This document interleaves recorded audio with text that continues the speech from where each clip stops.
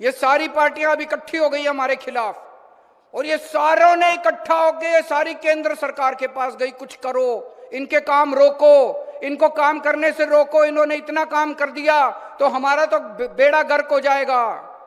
ये सारी पार्टियां केंद्र सरकार के पास गई और केंद्र सरकार ने बड़ा गंदा काम किया। उन्होंने पंजाब का सेहत का पैसा देना बंद कर दिया। बताइए, सेहत का पैसा भी कोई रोकता है? सेहत का पैसा करना बंद कर दिया।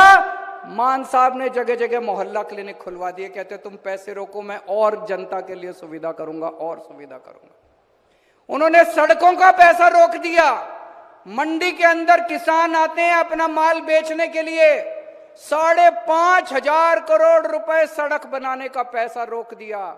मान साहब ने कहा तुम पैसा नहीं देते मत दो, मैं और सड़कें बनाऊंगा अपने किसानों के लिए। हद तो तब हो गई जब इन्होंने नांदेड़ श्री हजूर साहब और पटना साहब श्री पटना साहब जाने वाली ट्रेन का भी इंजन रोक दिया। उन्होंने ट्रेन देनी बंद कर दी। परसों चिट्ठी आई है केंद्र सरकार की कि हम आपको मत्था टेकने के लिए ट्रेन नहीं देंगे, मत्था टेकने जाने के लिए ट्रेन नहीं देंगे।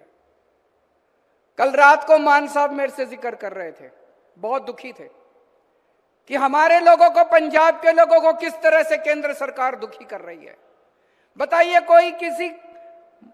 अगर आप किसी को मत्था टेकने में सहयोग करते हो तो थोड़ा पुण्य आपको भी लगता है, लेकिन अगर आप किसी को मत्था टेकने से रोकते हो तो फिर ऊपर वाला आपको माफ नहीं करता।